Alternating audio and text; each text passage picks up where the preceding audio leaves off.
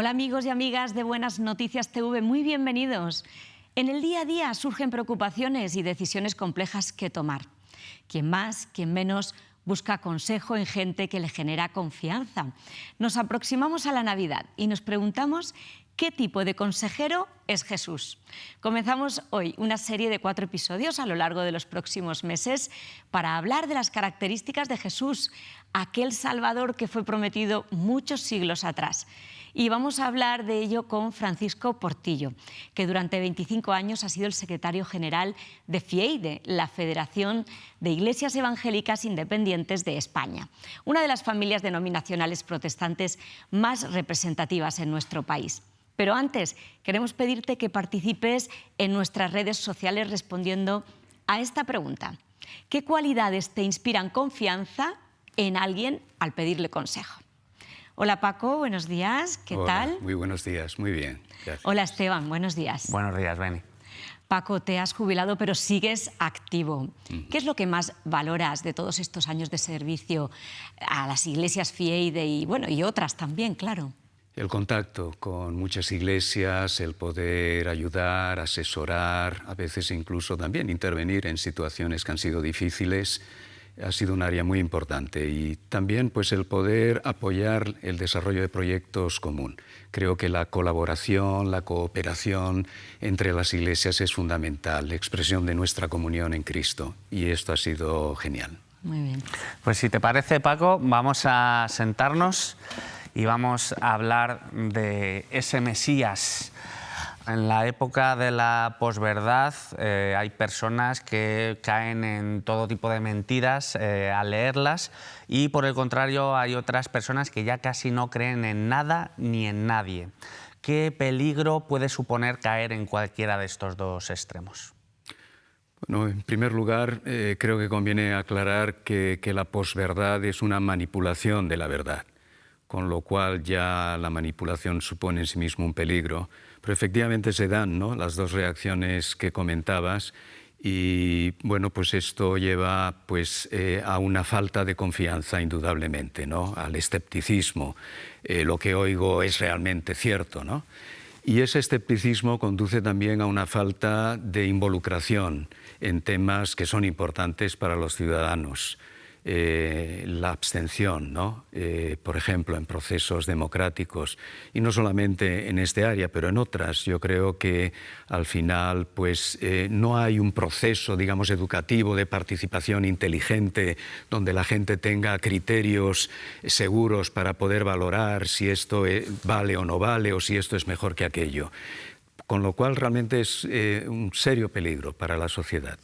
Ahora mismo, en breves momentos, vamos a leer una profecía que anunciaba ese nacimiento de Jesús tiempo antes. Pero ¿es realmente creíble, en pleno siglo XXI, que alguien como Isaías, en este caso, pudiera profetizar la venida de Jesús tantos siglos antes? Bueno, realmente es algo extraordinario, hay que decir, ¿no?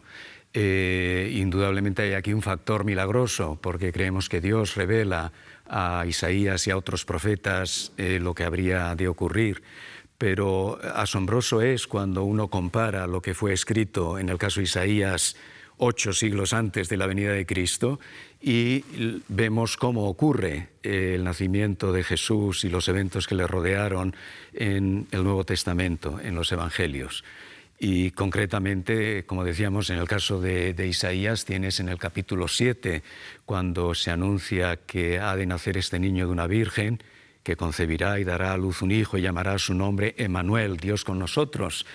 Y el Evangelio de Mateo hace referencia a este mismo texto, cuando el ángel pues, anuncia a José que estaba desposado con María lo que ha de ocurrir. O en el texto que vamos a considerar, ¿no?, en esta ocasión, en el capítulo 9, 2 capítulos después, cuando leemos pues, acerca de este niño que ha de nacer con estos nombres que vamos a mencionar, y se menciona que será un reino sempiterno por siempre y siempre. Y el ángel Gabriel justamente cita en el anuncio a María acerca de ese mismo reino eterno. Por lo tanto, hay sin duda alguna un factor sobrenatural, pero es realmente llamativo, ¿no?, como al comparar la profecía con después la narración de los eventos siglos después coinciden.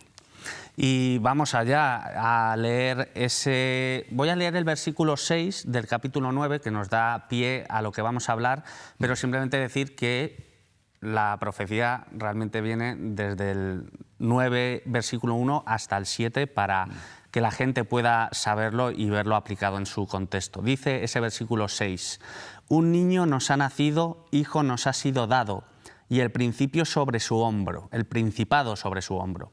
Se llamará su nombre Admirable Consejero, Dios Fuerte, Padre Eterno, Príncipe de Paz. Hoy vamos a ver Admirable Consejero. Cuéntanos brevemente, Paco, qué características de Jesús le hacen realmente un consejero, no solamente un consejero, sino, como dice, un consejero admirable.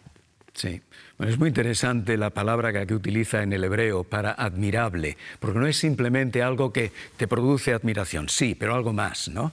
O sea, el término hebreo se refiere a que es algo sobrenatural, que es algo maravilloso, que es obra de Dios. De modo que Jesús es un consejero admirable porque es una maravilla, algo más allá de lo meramente humano. El niño que habría de nacer, claro, sería humano, pero tendría naturaleza divina. Es Dios y hombre a la vez. Por eso es admirable. Y en su consejo, en su palabra, hay la sabiduría divina. De modo que realmente su propia persona es una maravilla. Cuando analizamos los evangelios vemos también, claro, la maravilla de su enseñanza, la sabiduría.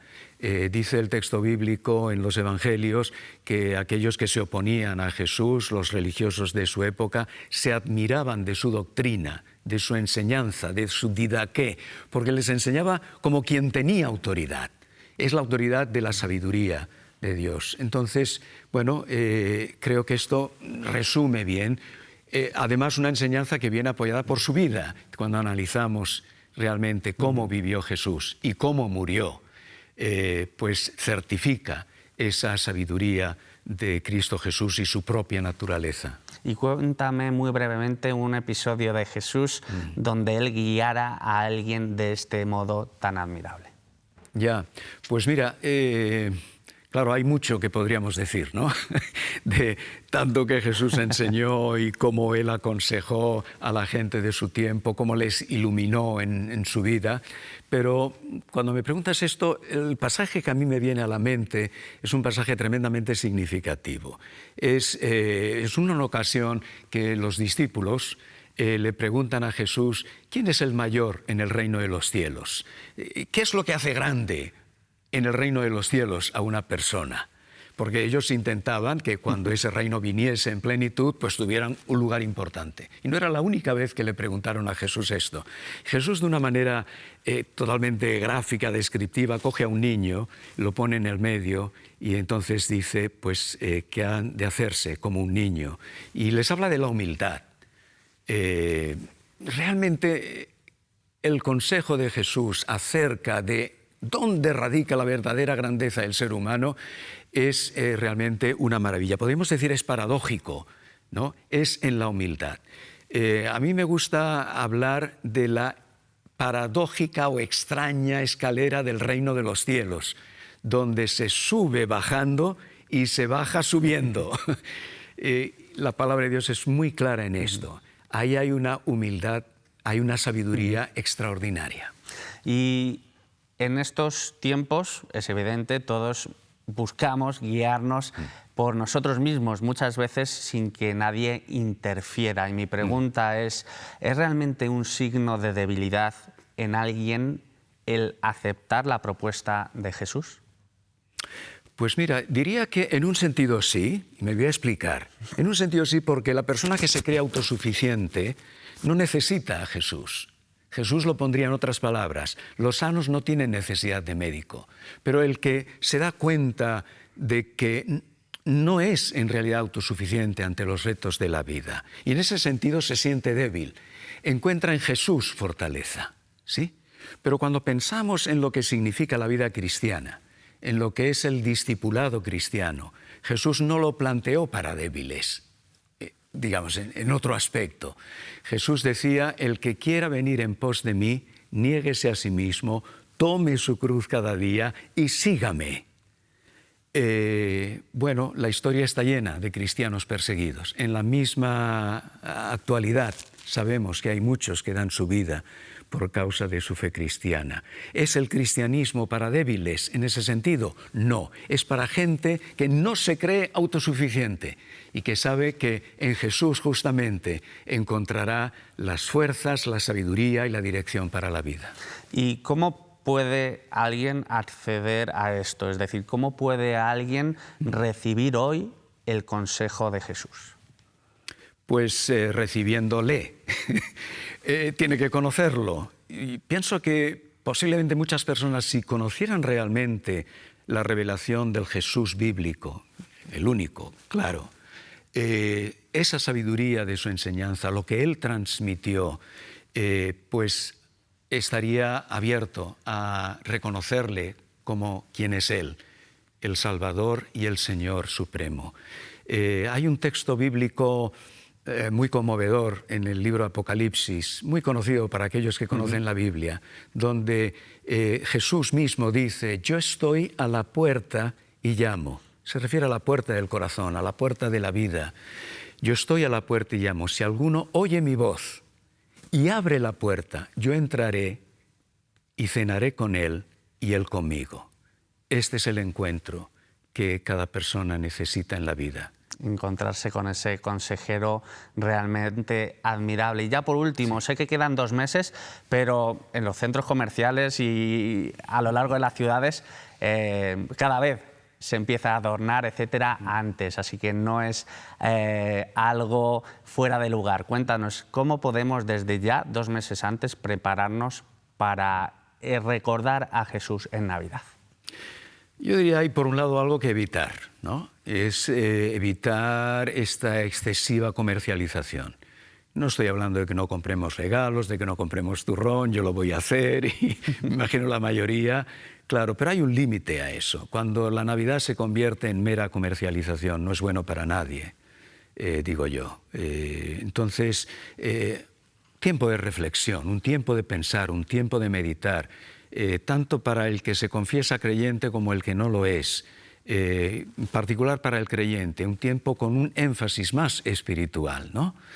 Esto me parece esencial. Pero creo que también la Navidad, por lo que significa en cuanto a la entrega de Jesús por nosotros, su venida en humildad, sin duda alguna, aunque sea un tópico, pero nos invita a reflexionar en cómo concebimos la vida.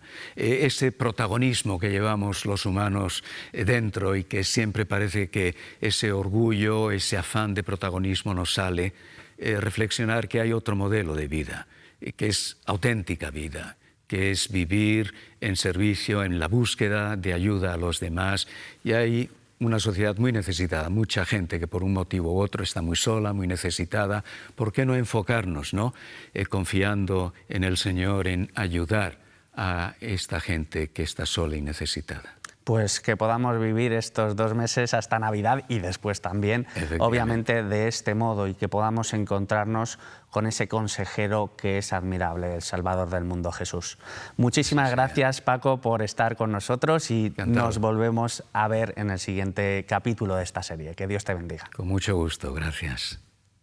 Como cada domingo queremos animarte a leer la Biblia. Gracias a la labor de las iglesias evangélicas y a la generosidad de la Sociedad Bíblica de España podemos regalarte esta Biblia si todavía no la tienes. Puedes llamarnos al teléfono que aparece en pantalla, al 673-466-366, y te la enviaremos gratis. Y para los que formáis parte de nuestro club de amigos, en esta ocasión vamos a sortear este libro.